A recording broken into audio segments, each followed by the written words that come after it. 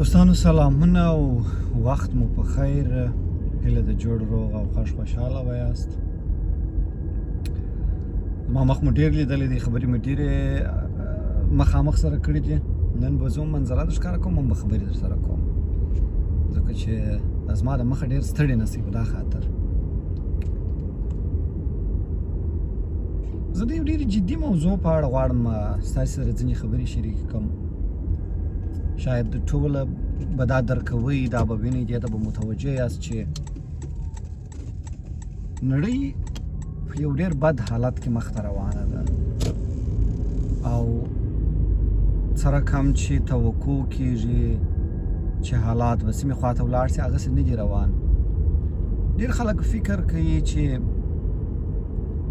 په پرمختللې نړۍ کې به ډېر وضعیت سم وي. وایي دا هغه ناسم تصور دی.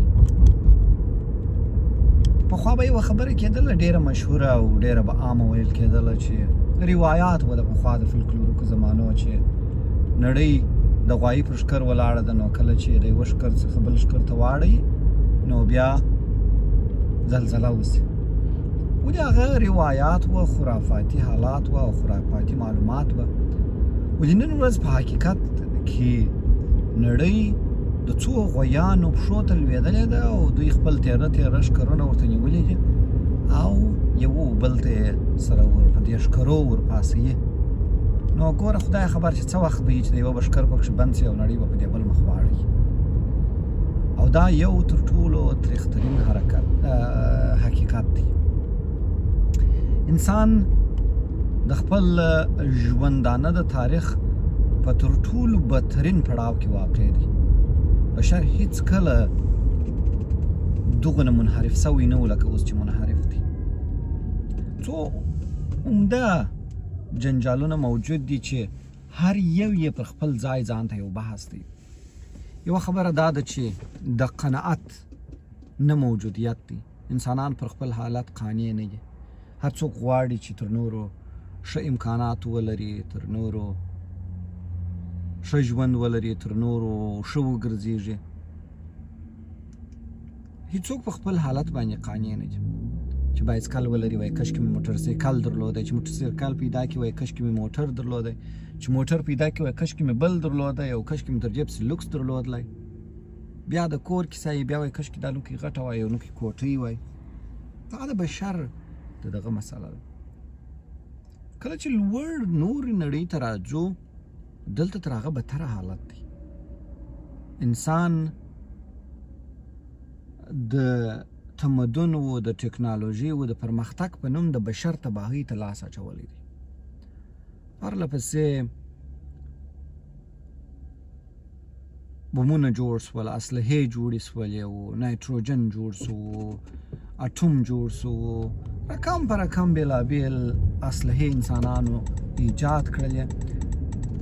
خبره به د دې کوله چې د بشر د ښېګڼې او د ښېرازۍ دپاره دا کار کوي، ولې په مجموعي توګه د بشر د تباهۍ دپاره دا هر څه استفاده سوه. اوس مهال په نړۍ کې تر ټولو مطرح مسله د AI په نامه یا د آرټیفیشل انټلیجنس یا څنګه باید یو نوم په پښتو کې دې ته ورکړو،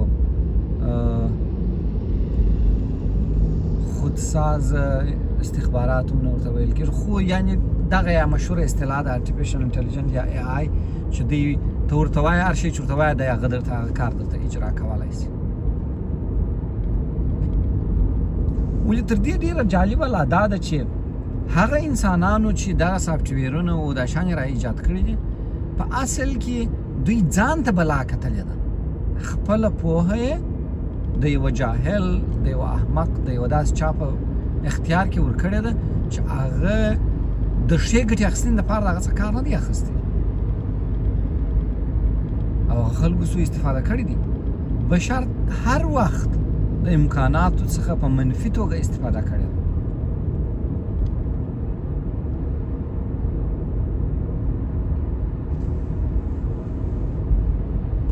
او دغه د پرمختګ په نامه د خلکو بیلیونر کېدل او خپله پوهه د نورو په وړاندې ایښول دا خپله د تباهۍ یوه ځان ته بلا کتل دي، په خپل لاس یې ځان ته بلا جوړه کړې ده، هغه بلا بېرته دی خوري.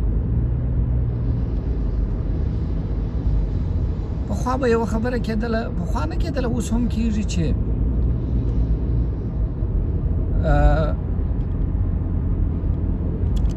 تخصصي زده کړې او پوهه باید دغسې مطرح وي او پوهه باید ډېره جدي ونیول شي. متاسفانه دغه د تخصص مسئله د علم په باره کې دغونه غلطه افراطي په نظر کې ونیول شوله چې متخصصین بیا د ژوند په نورو هیڅ اړخونو باندې بلد نه دي. حتی په دې نه پوهېږي چې په کور کې ډوډۍ څنګه وخوري، ګزاره څنګه وکړي، د خلکو سره برخورد څنګه وکړي، د خلکو سره خبرې و مکالمات څنګه وکړي. اوس مهال په نړۍ کې یوه ستونزه چې کرار راپورته کېږي او لا د بحثونو وړ نه ده ګرځېدلې، ولې ډېره جدي ده، هغه دا ده چې پوهه نور په نړۍ کې د پوهې دپاره نه ده مطرح. پوهه نور د وسیلې په توګه استفاده کېږي او د پیسو ګټلو، د وظیفې اخیستلو او د دې لپاره استفاده کېږي.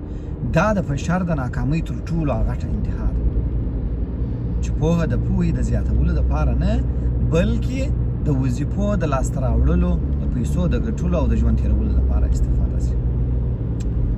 زه پیشنهاد کوم ټولو ظلمو ځوان نسل او هغه خلکو ته چې د پوهې علاقمندان دي، د زده کړو علاقمندان دي، د هغوی ته یو پیشنهاد کوم چې هېڅکله زده کړې د پیسو ګټلو دپاره مه کوئ.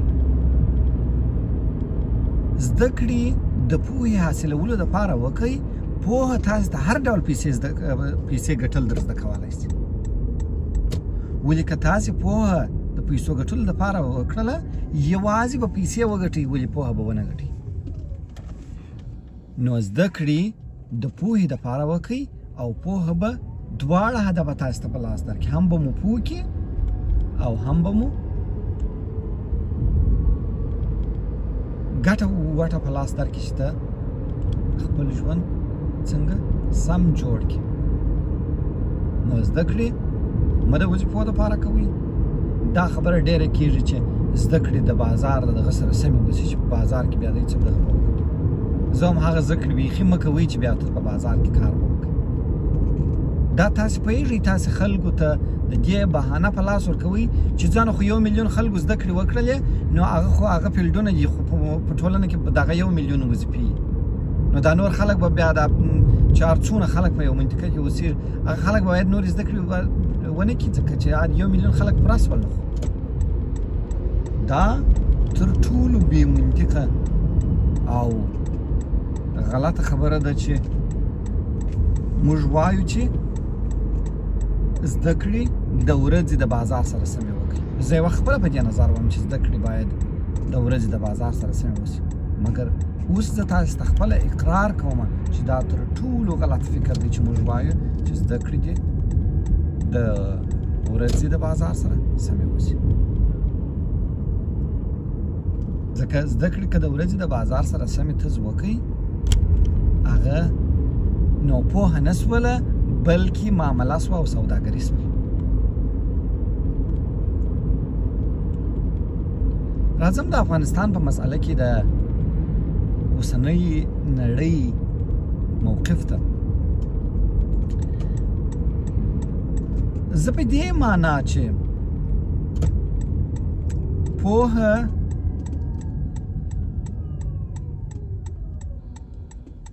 او علم درلودل دوه جلا شان دي.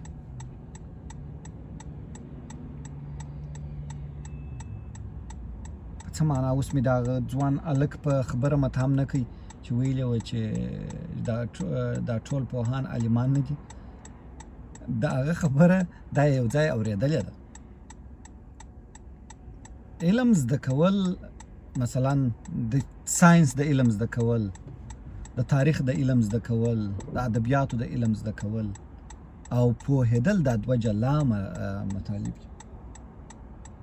یو سړی به یې په کیمیا به ډېر ښه دغه یې پوه ښه عالم به یې او ډېر ښه به په خبر یې، مګر هغه په ټولو مسایلو کې پوه نه دی.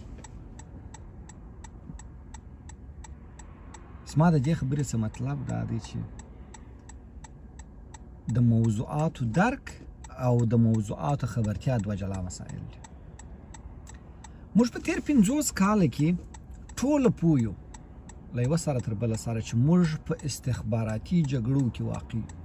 افغانستان په استخباراتي جګړو کې واقع سوی دی. کله چې نړیواله دوهمه جګړه پای ته ورسېدله او په نړۍ کې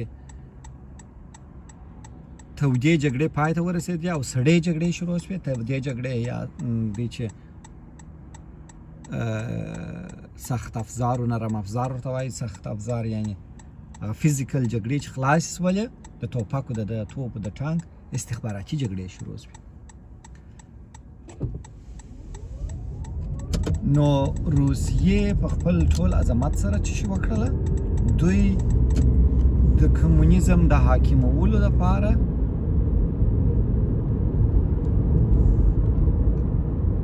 هغه فزیکل اخیری جګړه ترسره کړله او د منځنۍ اسیا ټول هیوادونه یې د شوروي اتحاد تر دغه لاندې راوستل. په مقابل کې یې دغه راولاړ سوله امریکا، انګلیس او نوره نړۍ راولاړ سول د دوی د چلنجولو دپاره فکري جګړې شروع کړلې. دا فکري جګړې پر خپلو اساساتو ونه کړې، نور خلک یې د دوی په مقابل کې وروزل. امریکا، انګلیس او نورو ډلو د روسیې په وړاندې هغه هیوادونه راپورته کړله چې دوی هلته استعمار واقع کړی. خپله قرار شاته کښېنستل او دین و ازادي و استقلال دا نوم یې ورکوي او د روسانو اقتدار یې چلنج کوي، د روسانو استعمار یې چلنج کوي. په عمومي توګه په اصلي معنا دا استعمار وو او په اصلي توګه په وړاندې دا جهاد وو، مګر دغه جهاد سوء استفاده کېدی د نور ابر قدرتونو پر لاس باندې. نو هغه و چې موږ د امریکا د شرارت، د انګلیس د شرارت او د نورې نړۍ د استخباراتي جګړو د شرارت په نتیجه کې روسانو ماته وخوړه. روسانو نه، شوروي اتحاد ماته وخوړه. شوروي اتحاد وپاشل سو او نړۍ یو قطبي دغه ته په لاس ورغله، انګریز او د هغه پایڅوړنو ته په لاس ورغله. بیا انګریزانو همدغه نرم افزاري جګړه په سیاسي دسیسو باندې واړوله، د تروریزم په نوم او د بل نوم د منطقې هیوادونه اعلان یې کړل او بیرته هماغه خلکو چې د دوی سره په تقابل کې ولاړ وه نورې جګړې شروع کړې. د افغانستان د جمهوریت مسله چې رامنځته سوله، په دې هېڅوک سترګې نسي پټولی چې امریکا د سیمه کې په هیوادونو کې مداخلې درلودلې، ولې د سیمو هیوادونو خپلې هڅې هم کولې. افغانستان خپله یو اقتدار رامنځته کوي. موږ له صفر څخه راپورته سولو، حدي اقل د یوه مستقر د یو برحاله دولت په توګه مطرح سولو.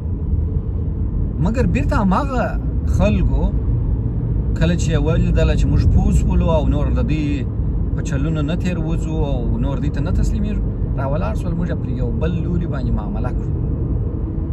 زما دا خبره اوسني حکومت ته، اوسني سرپرست حکومت ته راجع ده. څنګه چې تاسې څو ځله پاکستان معامله کړاست، دغسې بهرنیانو د افغانستان حکومت معامله کوي، کنې چیرې زغروال قوتونه او چیرې لڅ پښې خلک. اوس هم تاسې د نړۍ د نورو نوو دسیسو او جګړو په وړاندې استفاده کېږي. زه پوهېږم چې تاسې پوهېږئ چې زه څه درته وایم. په منطقه کې بله جګړه روانه ده، تور بیرغ ورځ په ورځ ډېرېږي او کیسه یو ډېرې بدې او خطرناکې خواته روانه کړل سوې ده او یو ځل بیا به تاسې ټوله معامله کېږئ او عملاً معامله سوي یاست. د پاکستان تقابل ستاسې سره مسخرې او بابیزه مه ګڼئ. د دوی مرستې د ځان سره خپل حق او دغه مه بولئ. دا به ډېر ژر تاسو ته ډېرې درنې تمامې سي. دا په بوجیو ډالر چې در استی دا که پرون د مجاهد ژرې د مجاهد تقواوې د مرمیو ارکنډیشنونه ورژولې او بلډینګونه یې ورپورته کړله، دا هغه میلیونونه ډالر چې دا تاسو د ورځې دوه ودونه او درې ودونه هره ورځ اعلانېږي او دا کم خوندونه چې تاسو اخلئ دا دغسې ستاسې د هم در رژېږي. خبره پرې دې راټولومه چې مخاطب مې خپل د وطن زلمیان دي، ځوانان دي. دا تشویش مه کوئ چې تاسو په وطن کې بند پاته یاست، نورو د باندې میلې وکړئ. څونه خلک چې تاسو په بهر کې وینئ ټوله له سهاره تر ماښامه کار کوي، بیا هم د هفتې په اخر کې د ځانه باقي او خپل دغه بیلونه نسي اجرا کولی. دغه ځوانان او خلک چې دا تاسو ته پیسېګانې در استی او دا تاسو ته مکتبونه خلاص کړي دي، دا خلک ما په خپلو سترګو لیدلي دي چې په ټوله هفته کې 1 ساعت ځان ته وخت نه لري چې دی ولاړ سي یو ځای ارام کښېني او سترګې پټې کې بیده سي. 1 ساعت د ځان دپاره نه لري. د خوب وخت جلا دی چې بیجېږي، یا شخصي چې دغسې په ارامه دغه باندې بیده سي چې ځان نن به نو اضافه 1 ساعت خوب وکړم. زه یو کس مثال در کوم، مثلا نجیب ایوبي مکتبونه یې خلاص کړي دي، خلکو ته پیسېګانې درلیږي. دغه سړی دی ما په خپلو سترګو لیدلی دی چې دی د هفتې را 6 سره ورځي په خپل دکان کې خپله ولاړې چاړه و دغه یې په لاس کې کار کوي. شپږمه ورځ چې اوومه ورځ چې ځان ته تفریح اخلي هغه هم د موټر په ترمیم و د کور دغه په وضعیت باندې تېرېږي. تاسې ته چې کوم حالت در پېښ دی دا ستاسې د خپله لاسه در پېښ دی. څنګه د خپله لاسه در پېښ دی؟ تاسو چې دا خلکو ته تښتېدلي وایاست دغه خلک دا ته دغه سوي دي، دا ته خارجانو بهرنیانو تیارې ورته ودرولې ول یا وخېږي یا مو دا خلک وژني. دا تبعید سوي دي، دا یې په زوره ایستلي دي د دا خاورې څخه. دا د دې ملک سره یو ډېره غټه فاجعه وسوله، د دې ملک په وړاندې ډېره غټه توطیه جوړه سوله. هغه نسل چې په 20 کاله کې جوړ سو دی په 10 ورځې په 20 ورځې مکمل هغه نسل بیرته وایستي. تا ته یې تعلیم یافته او په ژبه پوه سړی در پرې نه ښودی چې بیا که سبا دی کومه بله نوې دسیسه جوړوي په وړاندې څوک خنډ نه وي.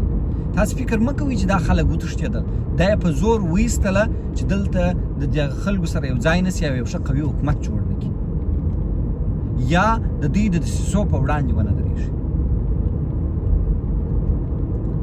نو اوس لا هم سری وخت دی، یو بل سپکوئ مه، یو بل ته ښکنځل مه کوئ، یو بل مه غندئ، یو بل ته غېږې خلاصې کړئ تر څو دغه 2 نسله سره یو ځای نه سي، تر څو دا خلک سره کښېنوي دا ملک تر دغه بدترو تباهیو او بربادیو ته ځي. بیا درته وایم چې نړۍ تر افغانستان 100 چنده په بدتر حالت کې روانه ده د هره لحاظه څخه. خپل پر ژوند قناعت وکړئ، شکر وباسئ.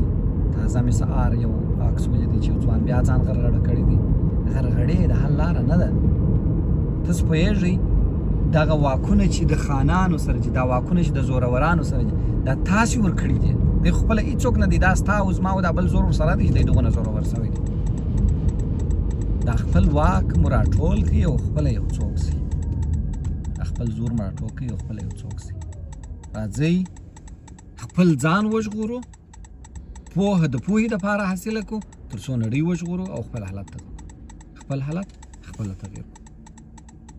زه نور بحثونه پر اجتماعي موضوعاتو سره لرم، خو کرار به خپرېږي. دغه ویډیو اوږده ده، یوازې د هغو خلکو دپاره ده چې ډېر مایوسه دي او فکر کوي چې تباه دي او برباد دي او نور ټوله آباد دي. نړۍ ټوله تر تاسې په ډېر بدترین حالت کې ده. ډېر خوشحاله اوسئ چې ارام بیجېږي، ارام راکښېنئ. بد حالت تر باندې په ټولو راغلی دی، دا به بدلوو په ګډه باندې. یا ته به تسلیمېږو نه، یا ته به چغې نه وو، آه کف اوه به نه کوو، هر څه به کرار په کراره جوړ سي. د اوس دپاره م پر لوی الله سپارم. مجلس به سره کوو، خبرې به سره کوو او یو به سره